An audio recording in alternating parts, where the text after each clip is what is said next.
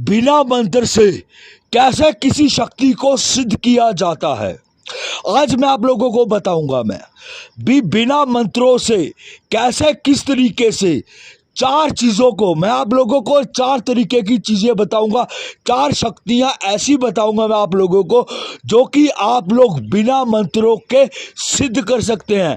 उसके भीतर किसी भी मंत्र की आप लोगों को ज़रूरत नहीं है उच्चारण करने की। उसके भीतर सिर्फ आप लोगों को कुछ शब्दों का इस्तेमाल करना है। उसके भीतर आप चार तरीके की शक्तियों को सिद्ध कर सकते हैं। ये चार क्रियाएं जो है वो मैं आज आप लोगों को बताऊंगा मैं किस तरीके से होंगी ये चार क्रियाएं। ये जय श्री महाकाल। दोस्तों, मेरे प्यारे सभी साधक और मेरे साधका को प्रणाम। दोस्तों, अगर आपको मेरा चैनल अच्छा लगता है तो इसे लाइक करें, सब्सक्राइब करें और नीचे एक बेल का आइकन दिया गया है उसको ज़रूर दबाएं, ताकि मैं अपने चैनल पे जो भी नई से नई जानकारी लेके आऊँ, कोई साधना लेके आऊँ, वो सब आप लोगों तक पहुँच सके। आज आप लोगों के लिए मैं एक सबसे ज़बरदस्त चीज़ लेके आ रहा हूँ। मैं इस चीज़ को कोई भी इंसान कर सकता है, चाहे वो कोई नया साधक है, चाहे वो कोई पुराना साधक है, चाहे वो कोई स्त्री है, चाहे वो कोई पुरुष है। इसके भीतर कोई भी इंसान कर सकता है इस चीज को। इसके भीतर आप लोगों को आज मैं चार चीजों के बारे में बताऊंगा जो कि बिना मंत्रों से सिद्ध होती हैं। उसके भीतर आप लोगों को कोई भी साधना को करने की जरूरत नहीं है किसी भी तरीके की। सिर्फ आप लोगों ने एक क्रिया है, उस क्रिया को दोहराना है और वो शक्ति आपके सामने बिल्कुल प्रत्यक्ष आकर खड़ी हो जाएगी और उसके भीतर आपको सिद्धि भी मिलेगी। और इस चीज़ का मेरा 1001% दावा है और गारंटी है इस चीज़ की, क्योंकि ये चीज़ें मेरी की हुई है खुद की। मेरी वीडियो को शुरू से लेके अंत तक देखना। इस वीडियो के भीतर बहुत सारी चीज़ें आप लोगों को मैं गुप्त बताऊंगा मैं, तो वीडियो को मिस मत करना बिल्कुल भी, ताकि आप लोगों को जो जानकारियां हैं वो पूरी मिल सके और आप लोग इस चीज़ को सिद्ध कर सके। वो पहली जो चीज़ है सिद्ध करने के लिए वो है प्रेत। ठीक है, बिना मंत्र से आज आप लोगों को बताता हूं मैं बिना मंत्रों से कैसे एक शक्तिशाली प्रेत को सिद्ध किया जाता है। उसके लिए आपको किसी भी मंत्र के उच्चारण की जरूरत नहीं है।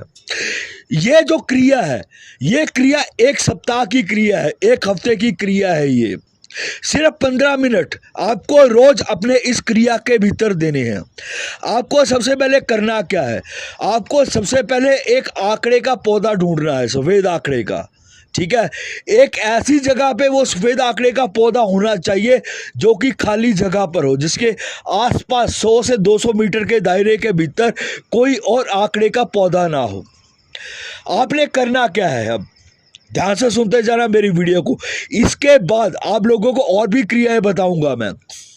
आपने करना क्या है, आपने सबसे पहले तो उस आंकड़े के पौधे के पास रात्रि पूरे 12 बजे जाना है। ठीक है, आपको बीड़ी पीते हुए जाना। अपने घर से जब निकलेंगे थोड़ी दूरी पे आप एक बीड़ी जगा लेंगे। ठीक है, आपको उस बीड़ी को जगाते हुए जाना है। ठीक है, उस आंकड़े के पौधे के पास, जहाँ उस आंकड़े के पौधे से थोड़ी पीछे 500 या 1000 मीटर की दूरी पे आपको एक बीड़ी को जगा लेना है। ठीक है, बीड़ी जगाते हुए जाएंगे आप उस आंकड़े के पौधे के पास। जैसे ही आप उस आंकड़े के पौधे के पास जाएंगे, ठीक है, आपने सबसे पहले जो आपके पास जो बीड़ी होगी, ठीक है ना, आपने उस आंकड़े के पौधे के ऊपर फेंक देनी है गुस्से से। ये जो क्रिया आपको करनी है ये पूरे गुस्से से करनी है ये क्रिया।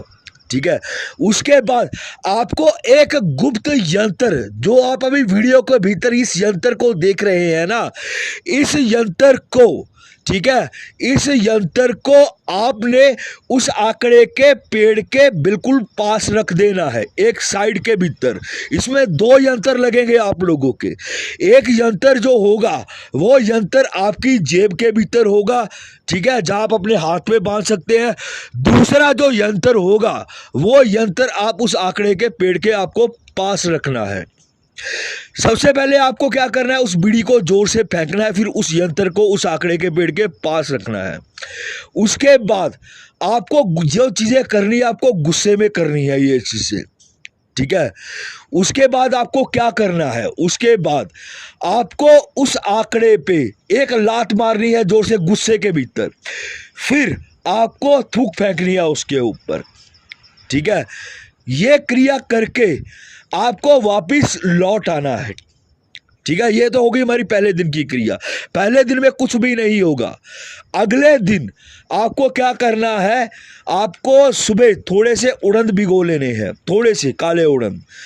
उस उड़द को आपने अपने साथ ले जाना है रात्रि को, थोड़े से उड़द लेने हैं, ठीक है। उसको अपने दाएं हाथ के भीतर रखना है, ठीक है। जैसे ही वहां पहुंचेंगे सेम आपको वही क्रिया दोहरानी है। आपको बीड़ी फेंकनी है, यंत्र आपका वहीं रहा होगा, यंत्र आपने उठाना नहीं है।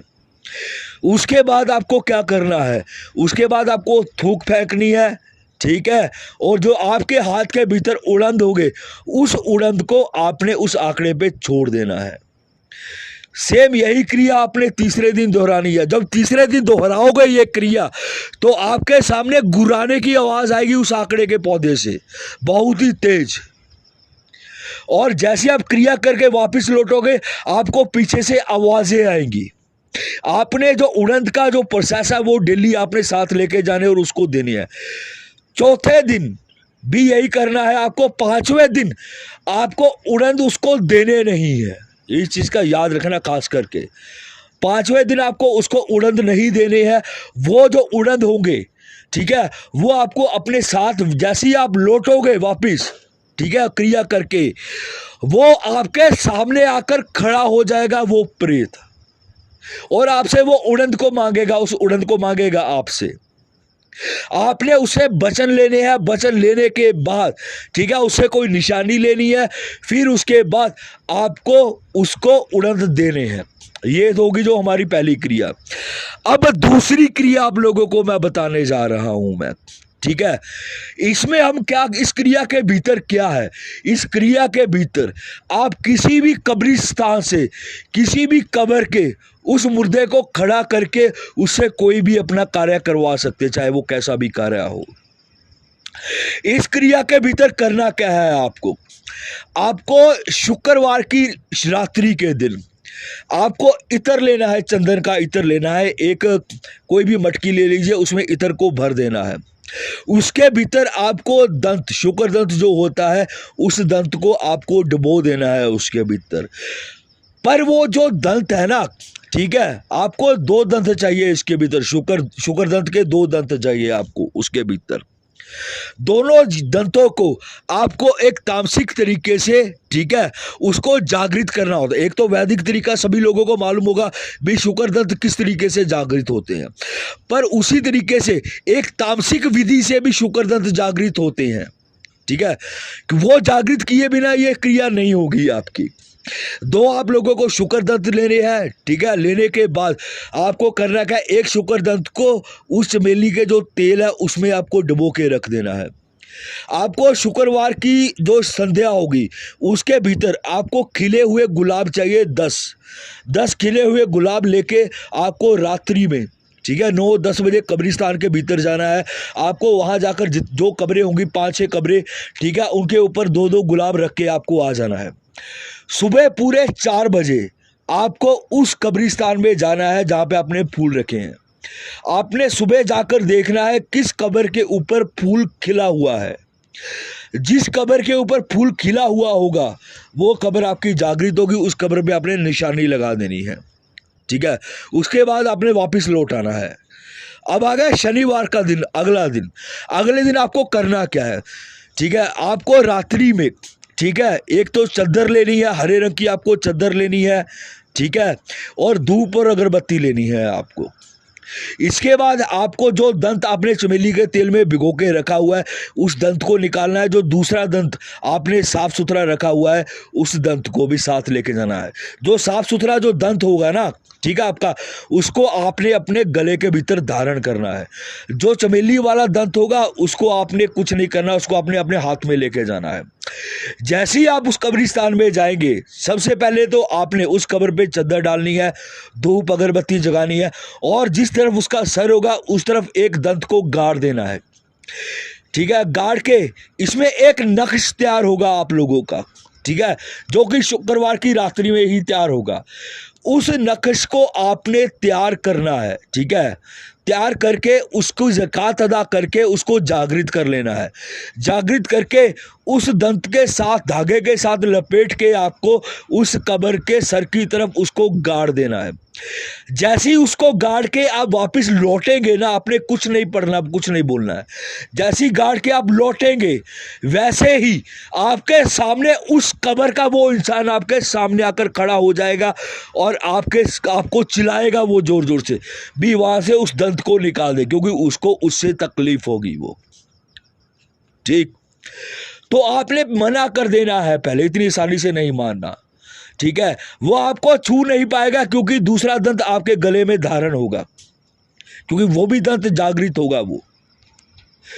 तो इस तरीके से जब वो आपके सामने रहम की भीख मांगेगा, रहम के लिए बोलेगा भी नहीं निकाल दे, क्योंकि जब तक वो दंत उसकी कब्र में रहेगा उसको तकलीफ होती रहेगी।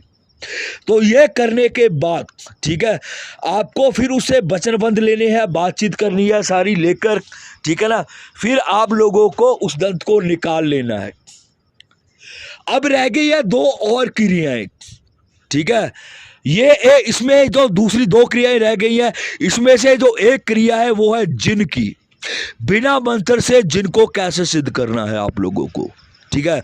और उसके बाद जो दूसरी क्रिया है, उसमें भी एक क्रिया है, भी आपने शमशान के किसी भी मुर्दे को कैसे खड़ा करना है, कैसे सिद्ध करना है, वो भी मंत्रों के जरिए भी नहीं, कोई मंत्र का इस्तेमाल नहीं, बस एक गुप्त क्रिया और यंत्र के जरिए। और 1001% ये होगा ही होगा। वो विधियां भी गुप्त है, ठीक है। अगली जब भी कोई वीडियो डाली जाएगी उसके भीतर भी आप लोगों को बताया जाएगा।